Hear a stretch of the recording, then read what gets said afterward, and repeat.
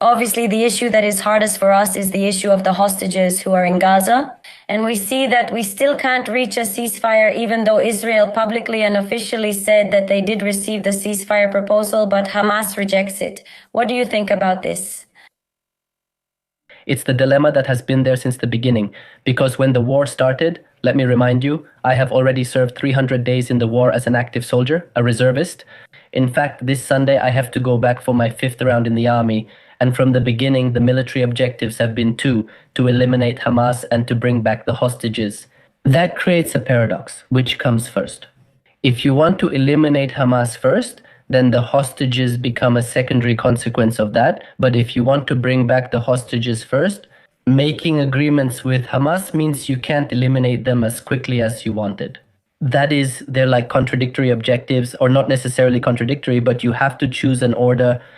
So what you're bringing up is exactly the big dilemma that we in Israel are living through. What comes first? Do we want the hostages to return quickly, or do we want to eliminate Hamas? I think that here all the blame lies with Hamas. In fact, this war, as much as they blame Israel for doing X or Y, really, the war would already be over if Hamas had released the hostages and laid down their arms. The war would have ended the other day. There would be peace, similar to the peace with Egypt and Jordan, despite past major wars. Egypt, let me remind you, is one of the largest armies in the Middle East, and at the time it was when it attacked Israel. And today there is peace because they decided to stop attacking us, meaning Israel. We are not the ones who started this war, the one from that day.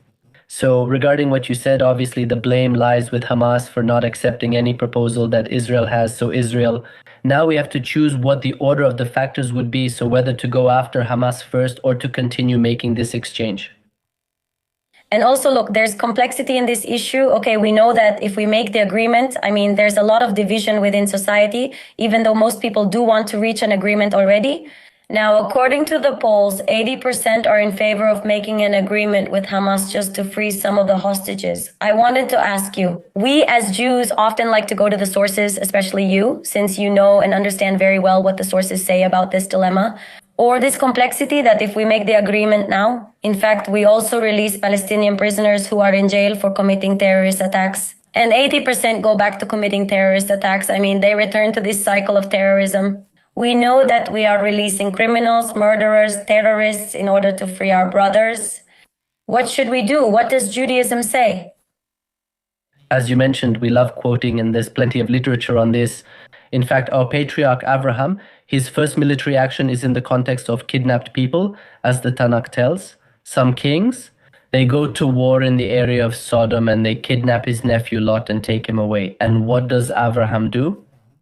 He first goes to war, fights 5 kings, and rescues Lot. This isn't foreign to our literature, and we learn much from it. But also throughout history, the Jewish people, since we didn't have an army, we didn't have a country for the last 2,000 years, until now, in 1948, we were able to return. We had many circumstances in which there were Jews who were captured, taken away, and these anti-Semitic Jew haters would demand extortion in exchange for these captured Jews. And Judaism developed a concept called Pidyon Shvim, which translates as saving, let's say, the prisoners, like the liberation of people who are imprisoned. So in the Jewish community, among our people, I could even say at a genetic or intellectual level, the idea that a single Jewish brother or Jewish sister, or even non-Jews, but who have been under the idea of being Israel, like the Zaidani families, the kidnapped Bedouins, I think they also subconsciously feel they're part of Israel. Even though they're not Jewish, they're still part of us.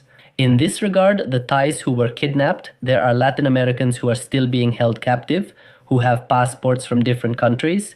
Anyway, so this Jewish idea of wanting to bring back and do everything possible for a brother to return is a very deeply rooted idea. Conversely, there are laws of war, which are also debated in rabbinical circles. First, if you consult rabbinism about this topic, you'll find there are 2 perspectives.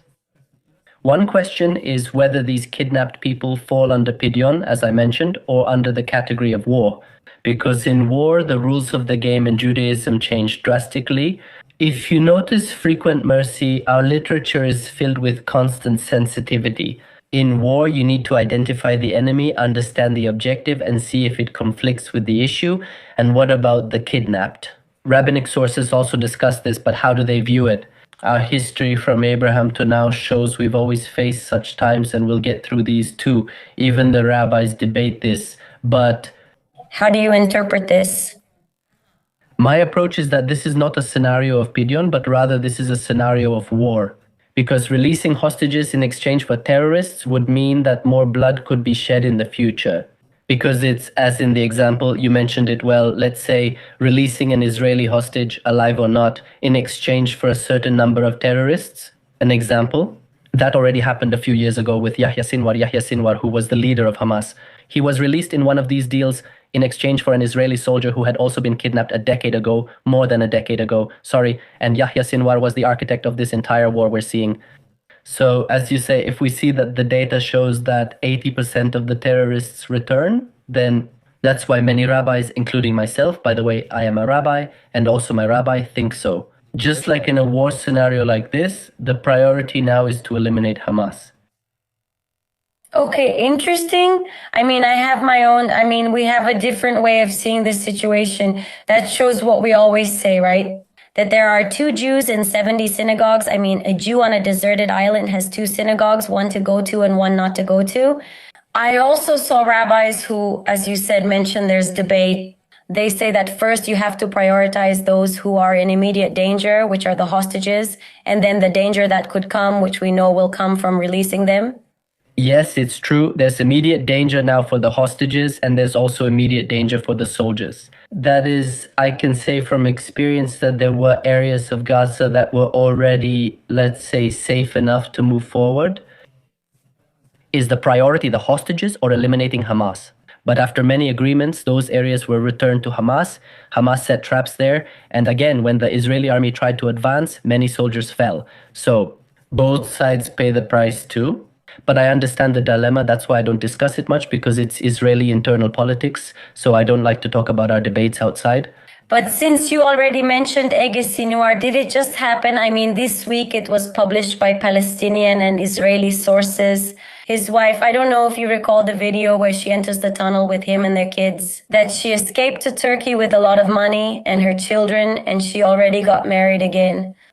And I wanted to hear your opinion about that. Because while the whole world blames Israel, that the children in Gaza are suffering, that the Palestinians are suffering, we see that the leaders and the wives of the former leaders are living a life of luxury.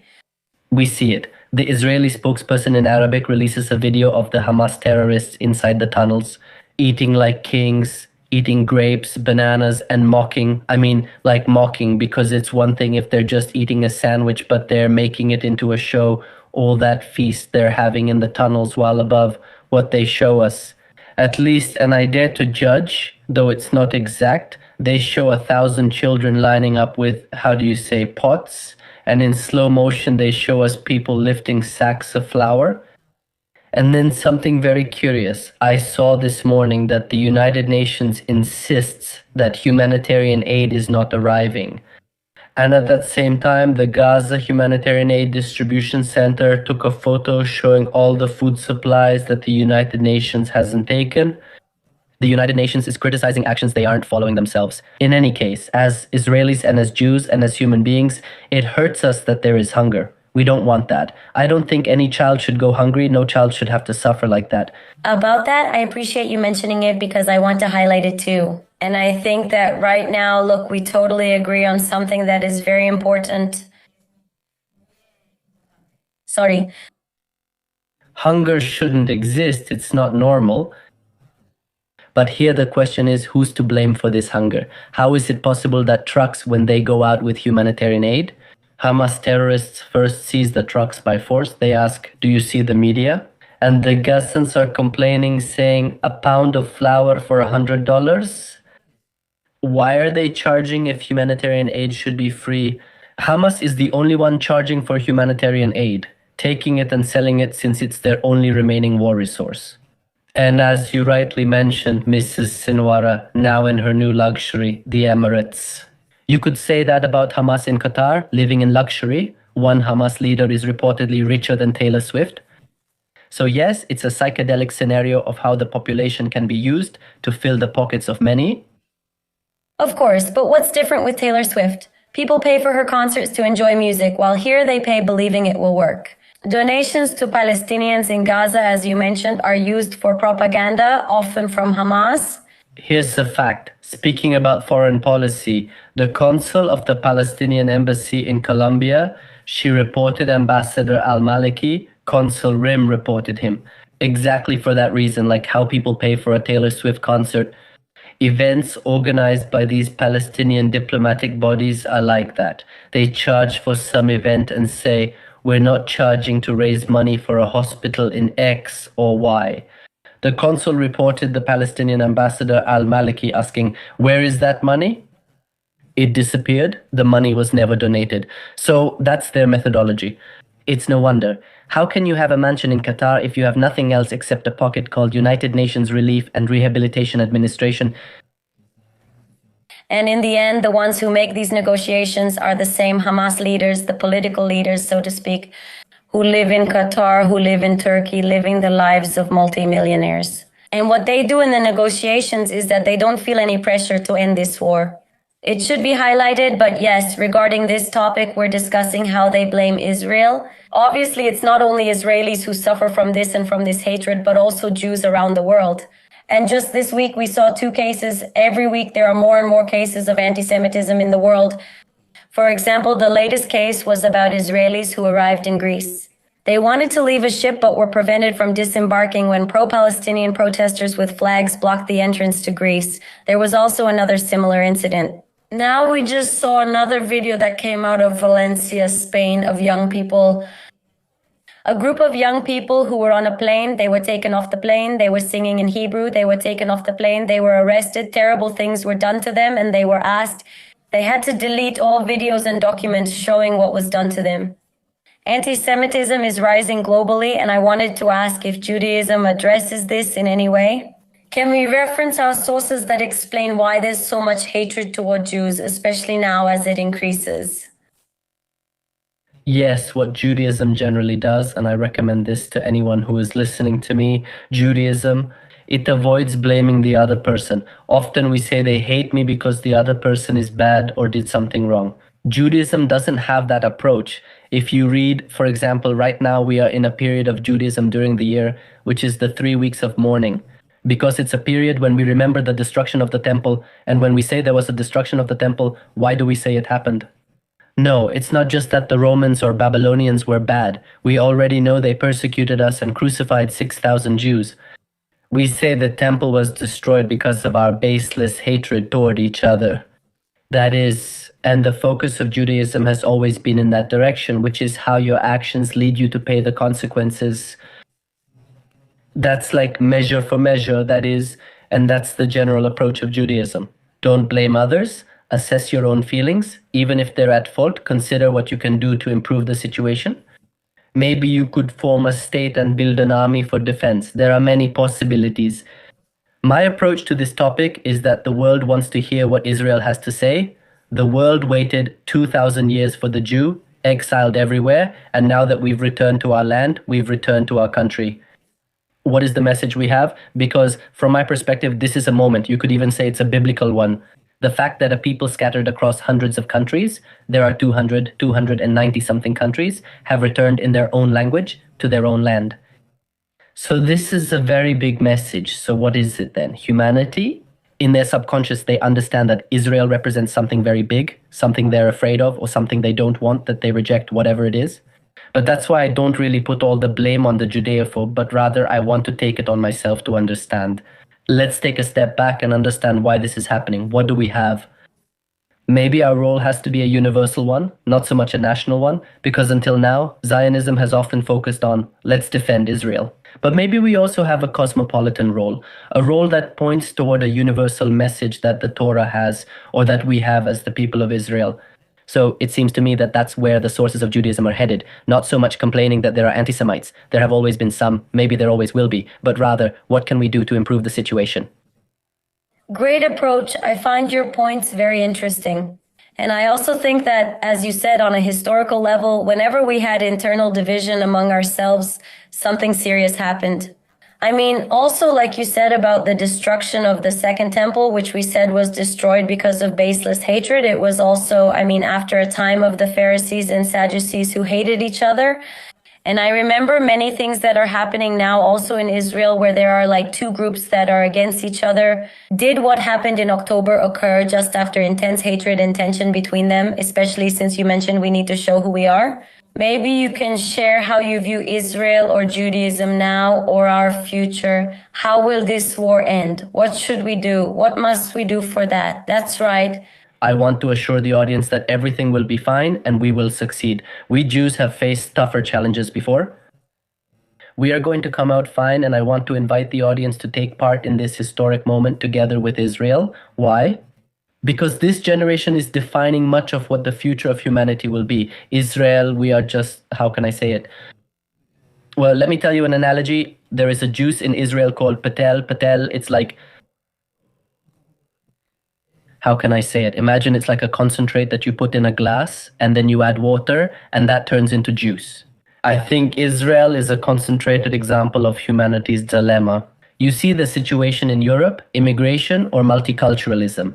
In Latin America, progressivism or right wing, conservative or left wing.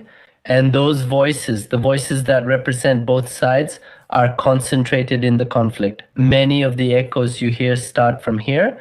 If you look at any of the narratives, Israel is like that axis around which many of these conversations revolve. That's why I invite you to take part on the right side of history, which is Israel. I assure you that we are going to triumph, and believe me, it will be an honor for your grandchildren to know that you stood on the right side of history. Fascinating, really. What a conversation. Fascinating and super interesting. Please leave a like if you enjoyed this conversation with Ecos and Jewish philosophy. If you don't follow him, obviously you have to do it now. And I wish you lots of luck and success as you continue your mission now in the army. And we'll stay in touch as always because I love having you here. I love that we have these conversations and share our perspectives. Thank you, Gaba. As you said, Am Yisrael Che, the people of Israel live.